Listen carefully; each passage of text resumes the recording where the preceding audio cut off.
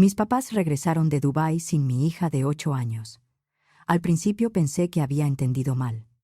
Luego me dijeron que la habían dejado con Carlos porque, según ellos, era lo mejor para Lucía. No grité en ese momento. Saqué el celular, abrí los documentos que tenía guardados y empecé a buscar cómo traerla de vuelta. Llegué al Aeropuerto Internacional de la Ciudad de México a las 11:12 de la mañana, con un café frío en una mano y un ramo pequeño de margaritas en la otra. Lo compré porque Lucía siempre ha amado las flores. Las mete entre las páginas de sus libros y luego se le olvida. Semanas después las encuentra secas y se emociona como si fueran nuevas. Lucía no tiene celular. Tiene 8 años. Todavía se le olvida cerrar bien la mochila y luego se sorprende cuando se le caen los lápices. Por eso yo estaba frente a las puertas de llegadas, mirando cada cara.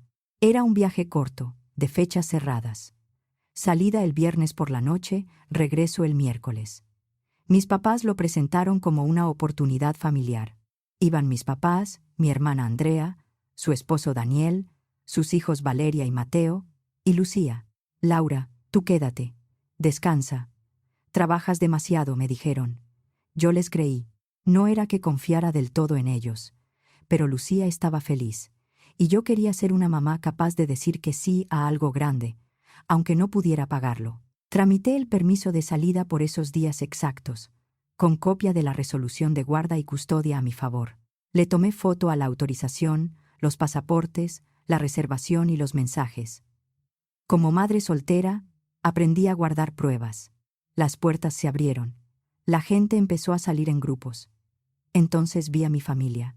Primero salió mi mamá, con el cabello arreglado y una sonrisa que no le llegaba del todo a los ojos. Mi papá iba a su lado. Detrás venía Andrea, con los lentes de sol sobre la cabeza. Daniel jalaba una maleta de mano y miraba hacia el piso. Valeria y Mateo venían cansados, arrastrando sus maletitas. Yo sonreí por reflejo. Luego conté. Mis papás, Andrea, Daniel, Valeria y Mateo. Lucía no venía. Di un paso al frente. ¿Y mi niña?, pregunté. Mi mamá no se alteró. Eso fue lo primero que me dio miedo. No sus palabras, sino su calma. Laura, no te pongas así, contestó, bajando la voz. No me estoy poniendo de ninguna manera. Te estoy preguntando dónde está mi hija. Andrea soltó una risa corta, incómoda, como si yo estuviera haciendo una escena antes de tiempo. Valeria se talló los ojos. Estaba agotada. Miró a mi mamá, luego a mí, y dijo casi en un murmullo, Lucía. Se quedó allá, por un segundo. Mi cabeza intentó acomodar esa frase como si pudiera tener una explicación normal. Esperé que alguien dijera que venía en otro vuelo, que hubo un problema con el boleto, que estaba con personal de la aerolínea. Nadie dijo nada. Miré a mi papá. ¿No viene con ustedes? Él suspiró. ¿Lo hablamos en la casa? No. Lo hablamos aquí. ¿Dónde está Lucía? Andrea se acercó demasiado. Laura, no armes esto aquí. Vine por Lucía. No por ustedes. Mi mamá intentó tocarme el brazo. Todo está bien. Mateo, medio dormido, dijo. Está. Con Carlos. Mi mamá lo calló con la mirada. Me quedé viendo a Mateo porque por un momento no entendí lo que acababa de decir. Carlos, mi exesposo, el hombre que llevaba años siendo más un nombre en documentos que una presencia real. 3 años sin verla. 3 años sin llamadas. Sin pensión. Sin cumpleaños. Sin preguntar por la escuela. Sin saber si todavía dormía con la lámpara prendida. Lucía apenas lo recordaba. Cuando alguien lo mencionaba, fruncía la cara como si estuviera tratando de ubicar a un personaje de un cuento que leyó hace mucho. Miré a Andrea. ¿Le dejaron a Lucía a Carlos? Laura, está con su papá, dijo ella. No es un extraño. Mi mamá apretó los labios. Entre todos pensamos que era lo mejor para ella. Sentí la boca seca. ¿Lo mejor para ella es dejarla en otro país sin su mamá? Mi papá se puso serio. Esa seriedad suya que en mi familia siempre significaba que la conversación se iba a cerrar aunque nadie hubiera respondido nada. Laura, tú apenas puedes con todo. Trabajas sin parar, estás cansada, siempre estás al límite. Carlos puede darle estabilidad. Es su papá. agregó mi mamá. Tiene recursos. Puede darle oportunidades. Oportunidades. Esa palabra me sonó a excusa. Estaban tensos, sí, pero convencidos de que yo era la única que no entendía. Dame su dirección. Andrea negó con la cabeza. No. Dame su teléfono. No, dijo mi papá. No vas a ir a armar un problema allá. Quiero a mi hija. Mi mamá entrecerró los ojos. Lo hicimos para ayudar. Pensamos que después ibas a entender. Como si pudieran decidir sobre mi hija entre todos y luego avisarme. Saqué el celular. Me temblaban las manos, pero moverme me ayudaba. Llamé al número viejo de Carlos. Me mandó directo al buzón. Volví a marcar. Otra vez buzón. Me di la vuelta, porque si seguía mirándoles la cara, no iba a poder pensar. Abrí Google y escribí su nombre. No lo había buscado así en mucho tiempo. Ahora estaba en todos lados. LinkedIn, notas de negocios, fotos de eventos. Carlos dándose la mano con hombres de traje. Seguí bajando, hasta que vi una publicación de hacía 2 horas. Era una foto en un lugar elegante, demasiado iluminado, con mesas blancas y ventanales altos. Carlos sonreía con el brazo alrededor de una niña de vestido rosa. Lucía, su cabello, sus hombros encogidos. Esa manera de quedarse quieta cuando intenta no llorar. Sentí que el cuerpo se me quedaba sin fuerza. El texto hablaba de familia, bendiciones y nuevos comienzos. Carlos no había tenido ni un martes por la tarde para llamar a su hija, pero ahora la estaba presentando como parte de su vida.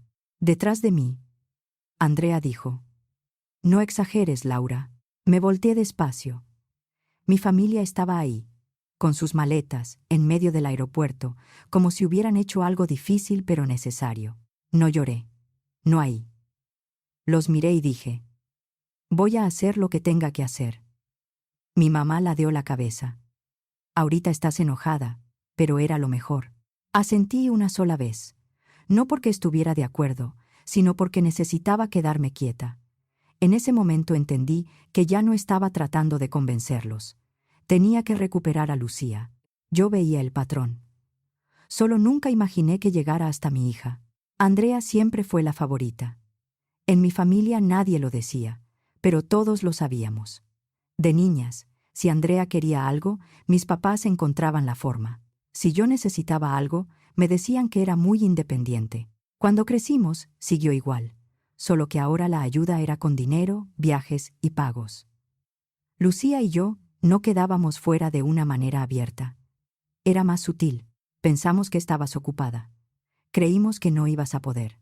Frases que una termina tragándose porque quiere que su hija tenga abuelos, primos, familia. Luego estaba Carlos. Carlos podía ser encantador. Lo hizo con mis papás, con sus clientes y conmigo. También lo hacía con Lucía. En ratos cortos. Jugaba con ella. Se tomaba fotos como si fuera un papá ejemplar y luego volvía al celular. Nos separamos cuando Lucía tenía 4 años. El año antes del divorcio fue un desorden.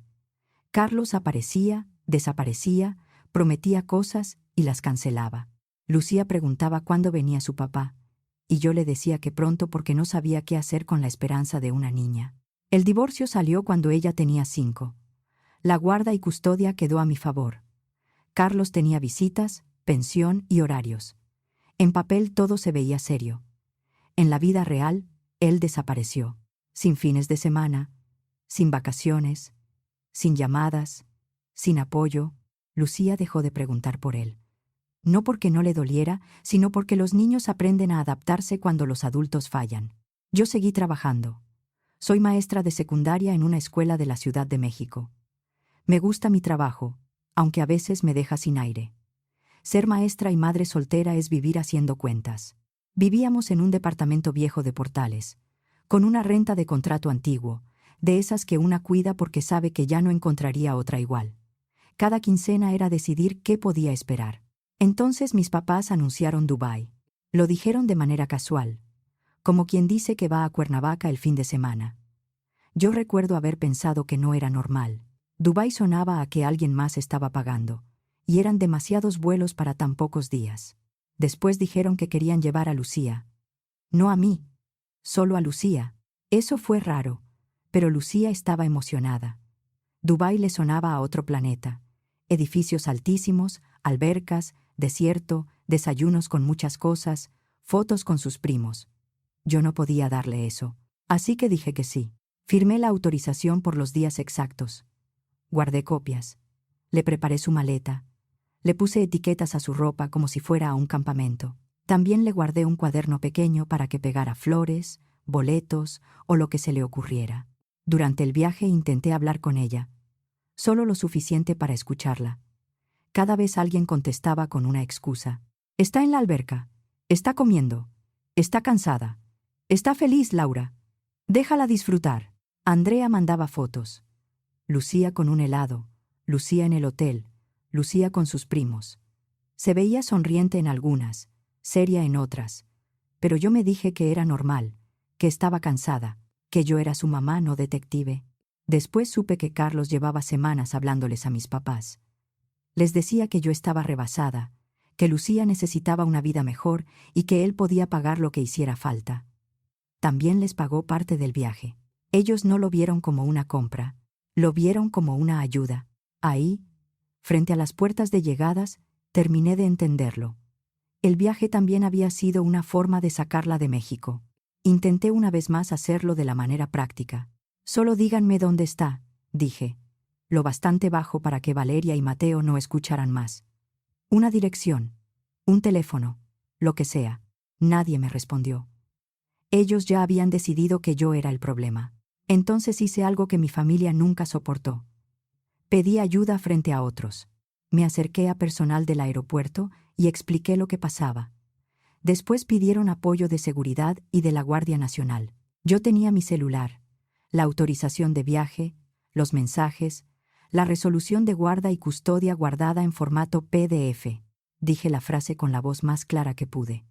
Mi hija menor salió del país con permiso limitado y no fue de vuelta. La cara del elemento cambió. Me pidió nombre, edad, destino, quiénes viajaron con ella y cuál había sido el acuerdo.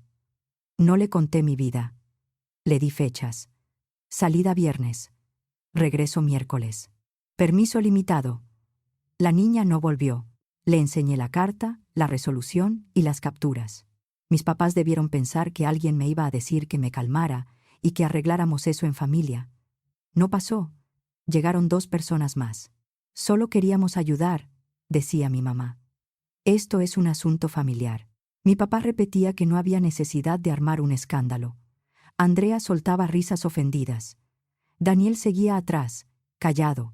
Las autoridades no estaban ahí para entender nuestros resentimientos. Estaban ahí porque una niña no había regresado. Me senté en una silla de plástico con el celular sobre las piernas. La rodilla me temblaba sin que pudiera controlarla.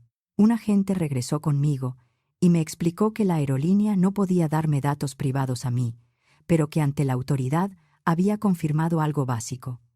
Lucía no había abordado el vuelo de regreso. Ahí estaba. No era una conexión perdida. No era un malentendido. Después pasó algo que terminó de acomodar todo. Mi papá, al intentar justificarse, mostró mensajes donde Carlos hablaba de cubrir gastos y compensarlos por las molestias. Ahí venían un teléfono, una dirección y el nombre del edificio donde, según él, Lucía estaría segura. También entendí que mis papás le habían entregado el pasaporte. No era una prueba completa de todo, pero sí bastaba para entender que aquello no había sido improvisado. Me levanté demasiado rápido. Necesito una copia de esos datos. No me la querían dar. El agente les pidió que cooperaran. Mi mamá empezó a llorar, pero no por Lucía. Lloraba porque la estaban tratando como a alguien que había hecho algo malo. Me dieron la dirección. Un edificio, una zona, un teléfono. Ver una dirección en Dubái escrita en una hoja se sintió absurdo, demasiado poco para encontrar a una niña. Me tomaron una declaración inicial y me indicaron que ampliara la denuncia ante el Ministerio Público. También me dijeron que conservara todo, que no borrara mensajes y que avisara a la Embajada de México. Mientras seguían hablando con mi familia, me aparté y marqué al número. Sonó 2 veces. «Laura», dijo Carlos. No sonó sorprendido. Dijo mi nombre como si atendiera un pendiente molesto. «Pásame a Lucía». Hubo una pausa. Está ocupada. Tiene 8 años. Pásamela. Otra pausa. Luego suavizó la voz.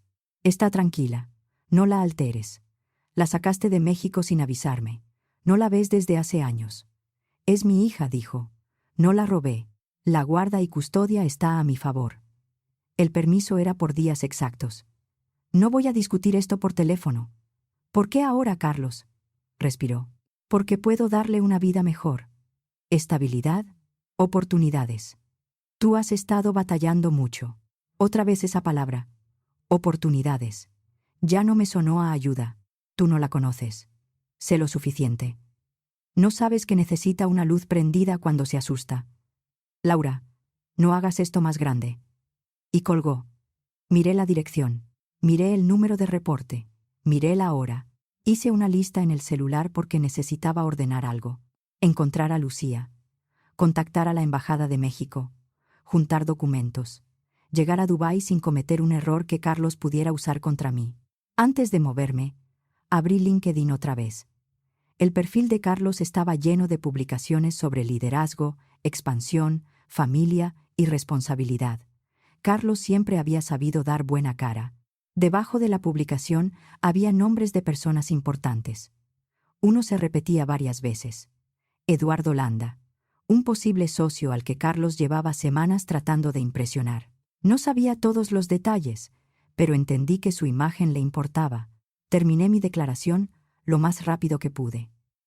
Luego fui al mostrador de una aerolínea, abrí la aplicación del banco y compré el vuelo más cercano a Dubái. Salía esa noche, con escala. Fue un cargo que no podía pagar. Lo puse en una tarjeta que ya venía arrastrando. No pensé en intereses. En la sala de espera, me temblaban tanto las manos que tuve que presionar las yemas contra la palma para quedarme quieta. Cuando el avión despegó, traté de pensar en pasos concretos. No dormí. Lo intenté. Cerré los ojos, conté respiraciones. Me dije que necesitaba descansar para pensar bien. Mi cabeza no hizo caso. Investigué el perfil de Carlos, su empresa, la alianza que estaba buscando, las fotos del evento, los lugares etiquetados. Por las publicaciones entendí que no era una sola cena. Era un encuentro de 3 días, y la cena de cierre era el viernes por la noche. No era un plan. Era la única ventana que me quedaba. También busqué los datos de la Embajada de México en Emiratos Árabes Unidos. Estaba en Abu Dhabi, no en Dubái. Guardé el número de emergencia. Escribí un correo con mi nombre, el de Lucía, la resolución de guarda y custodia, la autorización vencida y el número de reporte. Adjunté documentos desde el avión, con el internet fallando y las manos torpes. Entre la escala, las salas de espera, el cambio de horario y las horas sin dormir, dejé de entender bien qué día era. Cada hora era una hora en la que Carlos podía moverse primero. Cuando por fin llegué a Dubái, el cuerpo ya no me respondía igual. Había sol fuerte, vidrio por todos lados y una sensación de que todo costaba más de lo que decía. Salí del aeropuerto con la dirección escrita en un papel y la cabeza fuera de hora. La dirección existía. Eso no significaba que me sirviera. Tener una dirección no era saber dónde estaba Lucía. Yo no podía perder horas discutiendo en una recepción mientras Carlos decidía llevársela a otro lado. Me quedé afuera un momento y volví a revisar LinkedIn. Entonces apareció una publicación nueva, de hacía unos minutos. El evento seguía. Era una foto brillante en un salón de negocios. Mesas blancas, luz cálida, gente arreglada, copas sobre las mesas. Carlos sonreía demasiado, y en una esquina, medio volteada, estaba Lucía con un vestido que yo reconocí. Se veía rígida, con los hombros altos, como una niña a la que le dijeron que no se moviera. La publicación tenía ubicación. Leí el nombre del lugar 2 veces. Luego me subí a un taxi y lo dije. Cuando llegamos, entendí rápido que no iba a entrar. Seguridad en la entrada, lista de invitados, empleados moviéndose con discreción. Yo seguía con la misma ropa con la que había ido al aeropuerto en México. Tenía el pelo mal, la cara cansada y los ojos de alguien que no había dormido. El guardia me miró con educación, pero su cara decía que no. No discutí. Sabía lo que pasaría si empezaba a gritar. Me iban a sacar antes de poder hacer algo útil. Volví al taxi y miré la entrada por la ventana. Las puertas giratorias, los invitados riendo, el personal yendo de un lado a otro. Afuera, todo seguía normal. Yo no podía entrar, así que tuve que pensar. Abrí LinkedIn. Hice una publicación pública. No fue larga, fue una declaración clara. Mi nombre, el nombre de Lucía, la guarda y custodia a mi favor, la autorización de viaje limitada, la menor no devuelta, reporte levantado, documentación disponible. Etiqueté la empresa de Carlos, a Eduardo Landa y a otras personas que aparecían en las publicaciones del evento. No pensé que una publicación fuera a devolverme a mi hija. Solo quería que Carlos dejara de ser el único contando la historia. Luego, intenté mandar mensajes privados. LinkedIn me bloqueó porque no estábamos conectados y apareció la opción de actualizar a Premium. Me pareció absurdo tener que pagar en ese momento, pero lo hice. Me equivoqué 2 veces al escribir los datos. Cuando se activó, mandé mensajes. Primero a Eduardo Landa, luego a cualquier persona con cargo suficiente para entender el riesgo. Soy la madre de Lucía y tengo la guarda y custodia legal. Mi hija salió de México con una autorización limitada y no fue devuelta. Tengo resolución judicial, autorización de viaje, reporte ante autoridad y evidencia de coordinación con terceros. Puedo enviar pruebas de inmediato. Adjunté lo necesario: resolución, autorización, número de reporte, capturas y la información sobre pagos. No quería discutir con Carlos. Quería que los demás vieran lo que estaba pasando.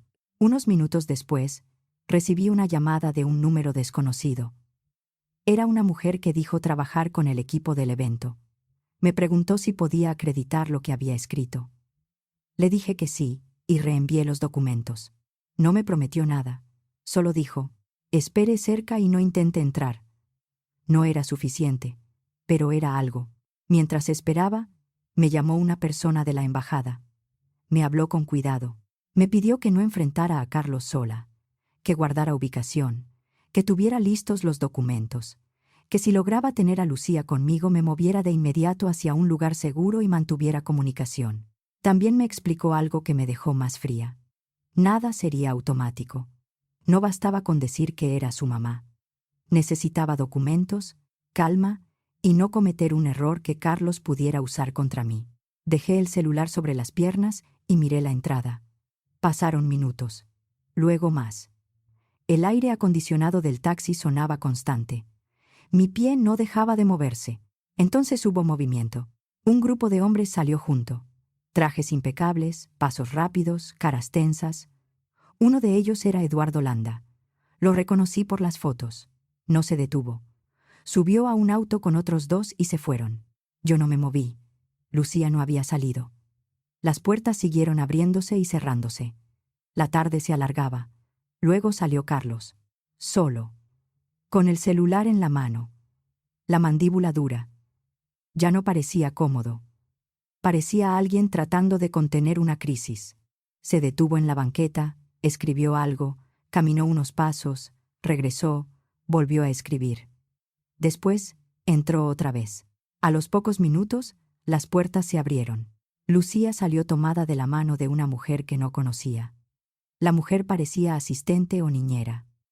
Lucía miraba alrededor con los ojos abiertos, buscando algo sin atreverse a esperarlo. Entonces, me vio. Se quedó quieta un segundo. Luego corrió. Yo ya estaba fuera del taxi antes de pensarlo. ¡Mamá! La voz se le rompió a la mitad. La recibí contra mí. Sentí su cuerpo temblando. La abracé tan fuerte como pude sin lastimarla. Estoy aquí, le dije al oído. Ya estoy aquí. Ya te tengo. La mujer se acercó, nerviosa. Me pidió mi identificación. Se la di mientras sostenía a Lucía. Revisó mi nombre. Miró los documentos abiertos en mi celular y luego volteó hacia la entrada. Me indicaron entregársela a usted, dijo apenas. No sonó convencida. Sonó asustada. No era una decisión de ella. Se notaba que solo estaba cumpliendo una instrucción. Entonces apareció Carlos, rápido, demasiado cerca. Se frenó al verme. Por un segundo se le notó el golpe. Luego vino el enojo. ¿Qué haces aquí? dijo entre dientes. No le contesté. Lucía se pegó más a mí. Eso bastaba. La acomodé contra mi costado y caminé de regreso al taxi. Carlos habló detrás de nosotras. Me dijo cosas que sonaban a advertencia y a amenaza al mismo tiempo. Podía llamar a seguridad, pero no lo hizo. Había demasiada gente mirando. Cerré la puerta. Puse seguro. Le di al conductor la dirección que la embajada me había indicado para avanzar hacia Abu Dhabi y le pedí que saliera. Lucía seguía agarrada de mi mano. Su respiración se cortaba y luego volvía. Tenía los ojos hinchados. «Vamos con la gente de México», le dije. «No voy a soltarte». Asintió rápido, como si necesitara obedecer para que todo saliera bien. «¿Ya no me vas a dejar?». Me dolió tanto que tuve que respirar antes de contestar. «No. Vine por ti y nos vamos juntas». El trayecto a Abu Dhabi tomó casi hora y media. Lucía no quiso hablar mucho. Se quedó con la mano metida en la mía, mirando por la ventana. Yo le contestaba las pocas preguntas que hacía y mandaba mensajes a la embajada para avisar por dónde íbamos. No voy a contar cada detalle de las llamadas, las esperas y los trámites, porque todavía me cuesta recordarlos sin que se me cierre la garganta. Lo importante es esto. Presenté documentos, expliqué fechas, mostré la resolución, el reporte, las publicaciones y los mensajes. La embajada no podía resolverlo todo por mí, pero dejó constancia, me orientó y me ayudó a no moverme a ciegas. Carlos se había quedado con el pasaporte de Lucía. Al principio nadie quiso entregarlo. Esa noche dormimos poco, en un cuarto pequeño cerca de donde nos indicaron esperar. Lucía se quedó pegada a mí. Cada vez que yo me movía, abría los ojos. A la mañana siguiente, un abogado de Carlos llamó. Hablaba con cuidado. Quería saber qué documentos había enviado, a quién y si pensaba denunciar en México. No le respondí más de lo necesario. Repetí que Lucía debía regresar conmigo. Horas después, cuando Carlos entendió que el asunto ya no podía manejarlo como una foto de negocios, mandó el pasaporte con una asistente. No lo hizo por conciencia, lo hizo porque ya había demasiadas personas mirando. No fue rápido. Hubo llamadas, verificaciones, firmas, horas sentadas en sillas incómodas y una niña que se dormía a ratos sobre mi pierna. Fue rápido para lo que era, y aún así cada minuto pesaba. Subimos al avión de regreso al día siguiente, con Lucía pegada a mí. No fue una salida limpia ni sencilla.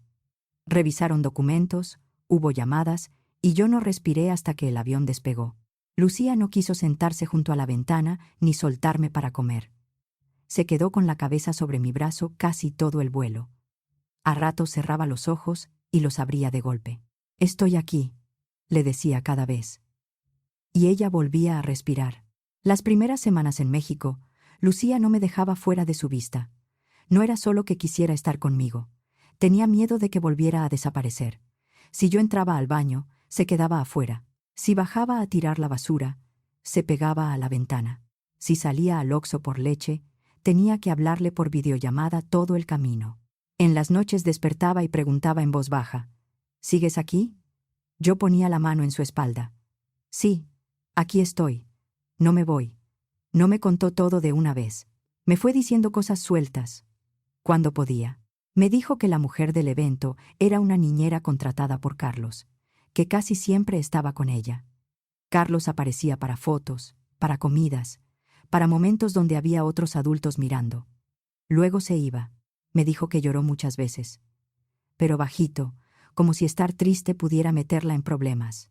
También me dijo algo que me dejó fría. La habían ensayado. Si alguien le preguntaba, tenía que decir, «Quiero estar con mi papá». Tenía que decir, «Estoy muy feliz aquí». Tenía que decir, «Mi papá es muy bueno conmigo». Lo practicaron con ella como si fueran líneas. También le dijeron que yo estaba de acuerdo y que solo tenía que portarse bien unos días. Al principio, no podía pasar frente a una maleta sin ponerse pálida. No quería dormir en casa de nadie. No quería que mis papás dejaran recados en la puerta. Si alguien tocaba el timbre, se quedaba inmóvil. Fuimos con una psicóloga infantil. La terapia ayudó, pero despacio. Hubo avances pequeños. Una noche durmió 4 horas seguidas. Un día quiso entrar sola a la escuela. Otra tarde volvió a reírse porque se le cayó un montón de colores de la mochila y dijo que parecía confeti. Yo lloré después, sola, en la cocina. 6 meses después, Lucía está mejor. No volvió a ser la misma de antes, no del todo, pero ríe. Duerme más. Vuelve a confiar de a poco. A veces todavía revisa dónde estoy sin decir nada. Yo la dejo mirar. Le digo con hechos que sigo aquí. Mis papás y Andrea tuvieron consecuencias. Daniel también fue citado porque estuvo ahí y guardó silencio. No fueron las consecuencias que una imagina cuando está ardiendo de coraje, pero sí fueron reales. Hubo investigación por interferir con la guarda y custodia, y por haber retenido a una menor fuera de los términos autorizados. El proceso no se cerró de un día para otro. Hubo medidas de restricción y gastos legales que ya no pudieron evitar. Mi mamá intentó mandarme cartas. Decía que todo lo hicieron por amor, que yo era ingrata, que algún día iba a entender. No las contesté. Mi papá llamó desde números que no conocía. Andrea escribió correos larguísimos diciendo que yo había destruido a la familia. Algunos tíos quisieron mediar. Les dije que no había nada que mediar mientras no reconocieran lo que hicieron.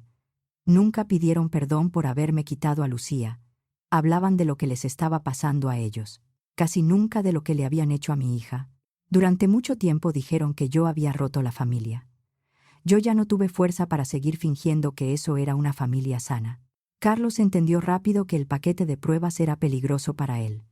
La guarda y custodia, la autorización limitada, los mensajes, los pagos, las publicaciones y la manera en que había usado a Lucía en un evento de negocios. También entendió que no le convenía tener problemas cada vez que entrara a México. Su abogado se volvió mucho más razonable cuando dejó de poder controlar la historia. En lo penal, el proceso siguió abierto y hubo medidas de restricción. En lo familiar, el juzgado dejó claro que ningún contacto con Lucía podía darse sin autorización y supervisión. En lo económico, Carlos aceptó pagar los adeudos acumulados de pensión, gastos legales comprobados y una reparación económica dentro del acuerdo. No me volvió rica. Solo me dio margen para respirar. La pensión mensual quedó fijada en 38,000 pesos, con base en ingresos que Carlos ya no pudo ocultar, depositada por vía formal, sin contacto directo conmigo ni con Lucía. Cualquier comunicación tendría que pasar por abogados y por lo que determinara el juzgado. El miedo al dinero no desapareció de un día para otro, pero bajó. Pude pagar terapia sin estar haciendo cuentas con la despensa. Pude cambiar las cerraduras. Pude tomar decisiones con un poco más de calma, no siempre desde el miedo a la siguiente quincena. La gente a veces me pregunta si me arrepiento de haber expuesto a Carlos, de haber metido a las autoridades, de haber seguido hasta Dubái sin esperar a que alguien más resolviera. No, me arrepiento de haber confiado en personas que ya me habían demostrado muchas veces quién era yo para ellas. Pero de ir por Lucía, no. No lo viví como una victoria. Solo pude respirar cuando Lucía volvió a dormir en su cama. Mis papás decían que Lucía estaría mejor sin mí. Hoy ella está en su cuarto, haciendo tarea con flores secas metidas entre las páginas de un libro. Todavía deja la mochila medio abierta. Todavía viene a buscarme cuando la casa está demasiado callada. Durante mucho tiempo, mi cansancio le sirvió para decir que yo no podía con mi hija. Yo tardé en entender que estar cansada no me hacía menos mamá. Ahora, cuando Lucía se asoma desde su cuarto para ver si sigo en la sala, no le doy discursos. Levanto la vista, le digo que aquí estoy y dejo que me vea el tiempo que necesite. Algunas noches eso alcanza, otras no. Pero las decisiones sobre Lucía pasan por mí, como debió ser desde el principio.